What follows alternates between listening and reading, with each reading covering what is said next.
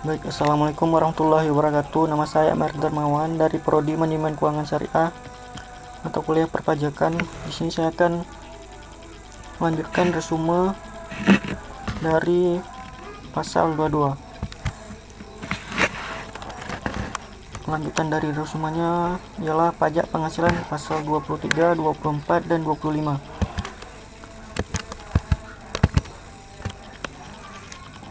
PPh pasal 23 adalah pajak yang dikenakan pada penghasilan atas modal, penyertaan jasa, hadiah, bunga, dividen, royalti atau hadiah, dan penghargaan, selain yang dipotong PPh pasal 21.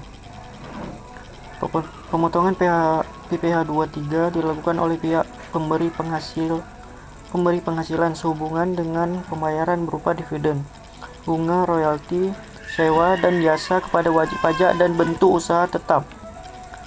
Selanjutnya pasal 24. Pasal 24 adalah peraturan yang mengatur hak wajib pajak untuk memanfaatkan kredit pajak mereka di luar negeri untuk mengurangi nilai pajak terutang yang dimiliki di Indonesia.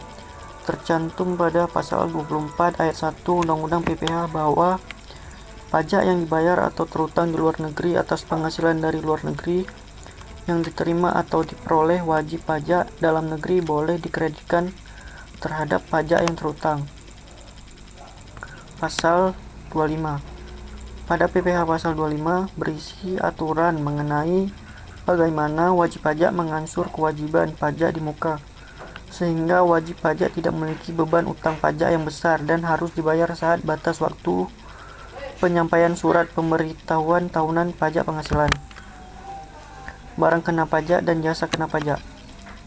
Jadi, barang kena pajak atau BKP bisa diartikan sebagai suatu barang berwujud yang berdasarkan pada sifatnya merupakan barang bergerak atau tidak bergerak. Ini juga dapat berupa barang tidak berwujud yang mana dapat dikenai pajak sesuai dengan Undang-Undang Perpajakan. Selanjutnya JKP. Jadi JKP merupakan setiap kegiatan pelayanan berdasarkan surat perikatan atau perbuatan hukum yang menyebabkan suatu barang, fasilitas, kemudahan, atau hak tersedia untuk dipakai. Misalnya pengusaha kena pajak. Jadi pengertian PKP di sini adalah wajib pajak perorangan atau badan yang melakukan penyerahan barang kena pajak dan jasa kena pajak sesuai dengan Undang-Undang Nomor 42 Tahun 2009. Tempat terutang pajak, saat terutang pajak, dan mekanisme kredit pajak. Menurut DJP, tempat PPN terutang adalah tempat tinggal atau tempat kedudukan dan tempat kegiatan usaha yang menjadi tempat pajak pertambahan nilai terutang. Saat terutang pajak. Pajak terutang ini timbul ketika adanya suatu transaksi perpajakan yang dilakukan, apakah itu pemungutan, pemotongan, pembayaran pajak penghasilan, pertambahan nilai, dan pajak penjualan atas barang mewah. Selanjutnya mekanisme kredit pajak. Jadi secara ringkas, mekanisme kredit pajak masukkan membuat PKP dapat mengkreditkan pajak yang dibayarkan atas perolehan barang jasa dengan pajak keluaran yang dipungut ketika melakukan penyerahan barang. Selanjutnya ada bea materai. Prinsip umum pemungutan atau pengenaan bea materai. Yang pertama, bea materai dikenakan atas dokumen, merupakan pajak atas dokumen. Yang kedua, satu dokumen hanya terutang satu bea materai. Yang ketiga, rangkap atau tindasan yang ikut ditandatangani terutang bea materai sama dengan aslinya. Adapun yang tidak dikenakan bea materai, yang pertama dokumen terkait pengalihan hak atas tanah atau bangunan akibat bencana. Yang kedua, dokumen terkait pengalihan hak atas tanah atau bangunan yang bersifat keagamaan, sosial, atau non-komersial. Yang ketiga, ada dokumen terkait program pemerintahan atau lembaga berwenang di bidang moneter atau jasa keuangan. Selanjutnya ada pihak yang terutang bea materai. Untuk dokumen yang Untuk dokumen yang digunakan sebagai alat bukti di pengadilan, bea materai yang terutang oleh pihak yang mengajukan dokumen. Untuk dokumen yang dibuat di luar negeri dan digunakan di Indonesia, bea materai terutang oleh pihak yang menerima manfaat atas dokumen. Selanjutnya ada BPHTP atau bea perolehan hak atas tanah dan bangunan. Jadi BPHTP dan bangunan sudah diatur dalam Undang-Undang Nomor 21 Tahun 97 dan telah diubah dengan Undang-Undang Nomor 20 Tahun 2000.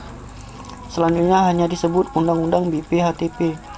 Setiap perolehan hak atas tanah dan bangunan warga negara diwajibkan membayar BPHTP. Surat ketetapan pajak kurang bayar tambahan atau SKPKBT merupakan salah satu dari berbagai macam jenis surat ketetapan pajak. Surat ketetapan pajak kurang bayar tambahan ini biasanya akan diterbitkan atau dikeluarkan oleh DJP untuk melakukan proses pembetulan kekeliruan dalam mengisi surat pemberitahuan pajak atau melakukan koreksi fiskal. Surat pemberitahuan atau SPT pajak dari data yang belum atau tidak dilaporkan. Selanjutnya ada surat pemberitahuan objek pajak atau SPOP. Surat pemberitahuan objek pajak merupakan suatu sarana yang dapat digunakan oleh wajib pajak dalam mendaftarkan objek pajak yang dipakai nantinya sebagai dasar perhitungan atas pajak bumi dan bangunan. Selanjutnya ada surat pemberitahuan pajak terutang atau SPPT. Jadi surat pemberitahuan pajak terutang yang selanjutnya disebut dengan SPPT adalah surat yang digunakan oleh DJP untuk memberitahukan besarnya pajak bumi dan bangunan terhutang kepada wajib pajak. Selanjutnya ada surat ketetapan pajak atau SKP. SKP adalah surat ketetapan yang diterbitkan oleh DJP meliputi surat ketetapan pajak kurang bayar, surat ketetapan pajak kurang bayar tambahan, surat ketetapan pajak nihil, dan surat ketetapan pajak lebih bayar atau SKLB kepada wajib pajak pasal 1 nomor 15 Undang-Undang KUP. Hanya ada DJP Online. Jadi DJP Online ini merupakan salah satu aplikasi pajak online dari DJP yang fungsinya memberikan fasilitas kepada wajib pajak untuk lapor SPT pajak atau pembayaran pajak secara online melalui aplikasi e-filing dan e-billing pajak.